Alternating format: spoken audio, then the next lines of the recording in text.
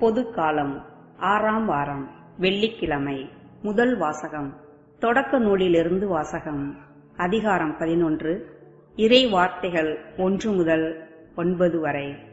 அந்நாள்களில் உலகம் முழுவதிலும் ஒரே மொழியும் ஒரே விதமான சொற்களும் இருந்தன. மக்கள் கிழக்கிலிருந்து புறப்பட்டு வந்து சினையார் நாட்டில் சமவெளி ஒன்றைக் கண்டு அங்கே குடியேறினர். அப்பொழுது அவர்கள் ஒருவரை ஒருவர் நோக்கி, வாருங்கள், நாம் செங்கற்கள் அறுத்து அவற்றை நன்றாகச் சுடுவோம் என்றனர். செங்கல்லை கல்லாகவும் கீலை காரையாகவும் பயன்படுத்தினர்.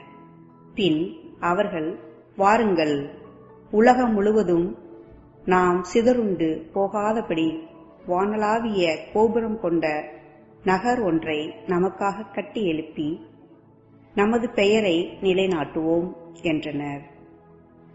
மானிடர் கட்டிக்கொண்டிருந்த நகரையும் கோபுரத்தையும் காண்பதற்கு ஆண்டவர் கீழே இறங்கி வந்தார். அப்பொழுது ஆண்டவர், இதோ மக்கள் ஒன்றாக இருக்கின்றனர், அவர்கள் எல்லாரும் ஒரே மொழி பேசுகின்றனர், அவர்கள் செய்யவிருப்பதன் தொடக்கமே இது. அவர்கள் திட்டமிட்டு செய்யவிருப்பது எதையும் இனி தடுத்து நிறுத்த முடியாது. வாருங்கள், நாம் கீழே போய் அங்கே ஒருவர் மற்றவரின் பேச்சை புரிந்து கொள்ள முடியாதபடி அவர்கள் மொழியில் குழப்பத்தை உண்டாக்குவோம் என்றார். ஆண்டவர் அவர்களை அங்கிருந்து உலகம் முழுவதிலும் சிதறுண்டு போகச் செய்தால் அவர்கள் நகரை தொடர்ந்து கட்டுவதை கைவிட்டனர். ஆகவே அது பாபேல் என்று வழங்கப்பட்டது. ஏனெனில் அங்கே ஆண்டவர் உலகெங்கும் வழங்கி வந்த மொழியில் குழப்பத்தை உண்டாக்கினார். அங்கிருந்து அவர்களை ஆண்டவர் உலகம் முழுவதிலும் சிதறுண்டு போகச் செய்தார். ஆண்டவர் வழங்கும் அருள்வாக்கு. புனித மாற்கு எழுதிய நற்செய்தியிலிருந்து வாசகம். அதிகாரம் 8, 34 தொடக்கம் அதிகாரம் 9, 1 வரை. அக்காலத்தில் இயேசு மக்கள் கூட்டத்தையும் சீடரையும் தம்மிடம் வரவழைத்து, என்னை பின்பற்ற விரும்பும் எவரும் தன்னலம் துறந்து தம் சிலுவையை தூக்கிக் கொண்டு என்னை பின்பற்றட்டும். ஏனெனில் தம் உயிரை காத்துக் கொள்ள விரும்பும் எவரும் அதை இழந்து விடுவார்.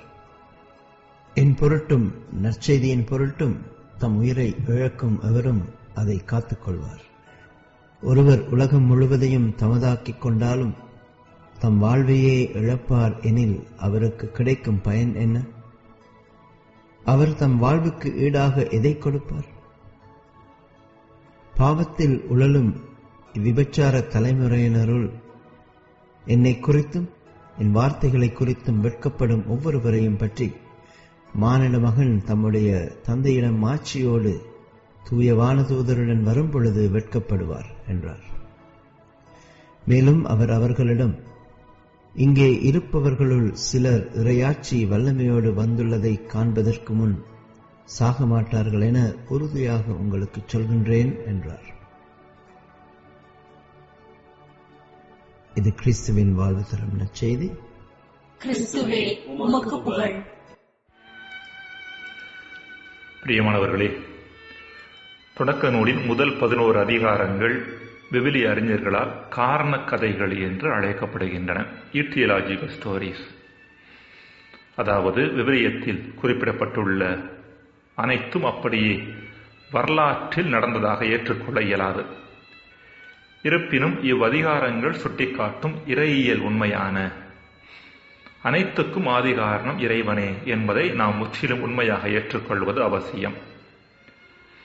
தொடக்க நூல் முதல் பிரிவு இயற்கையின் படைப்பையும், 2ஆம் பிரிவு மனித இனத்தின் படைப்பையும், 3ஆம் பிரிவு இனங்களின் படைப்பையும், 11ஆம் பிரிவு மொழிகளின் படைப்பையும் சுட்டிக்காட்டுகிறது. கடவுளே அனைத்தின் ஆதிகாரணமாக இருக்கிறார் என்பதை இங்கு சுட்டிக்காட்டப்படுகின்ற உண்மை.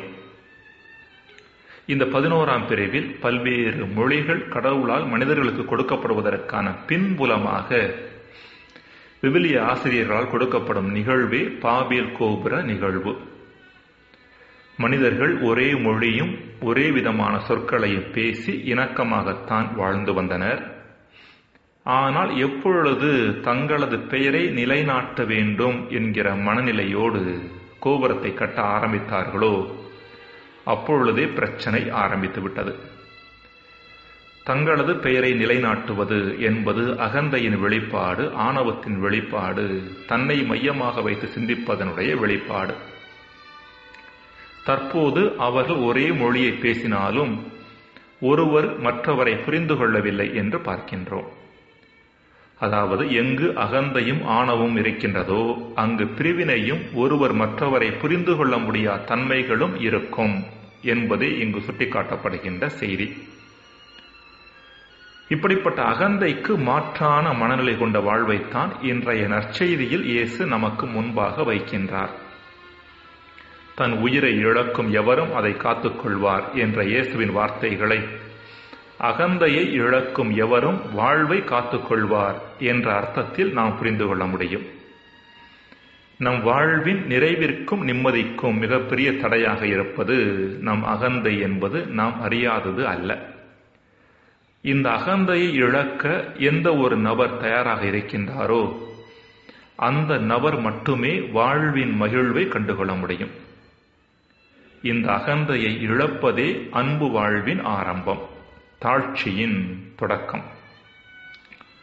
அகந்தையும் அன்பும் ஒன்றுக்கொன்று எதிரானவை என்பது நாம் அனைவரும் அறிந்த ஒன்று.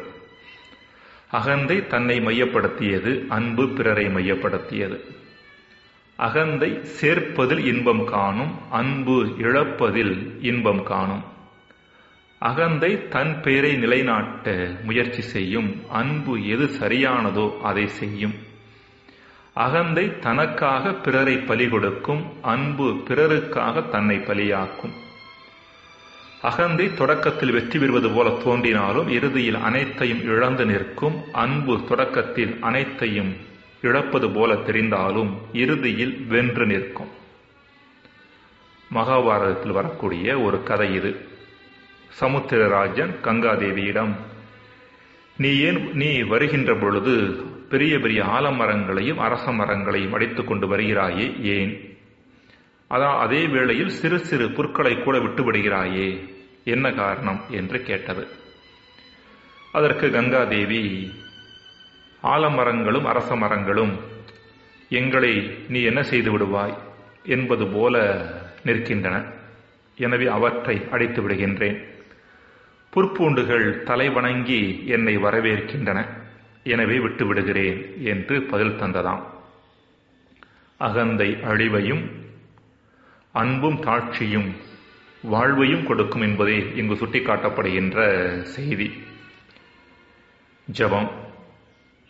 இறைவா, எம்மை மையப்படுத்தி வாழும் வரை குழப்பங்களும் பிரச்சனைகளும் தவிர்க்கப்பட இயலாது என்பதை நாங்கள் உணர வரம் தாரும். ஆமென்.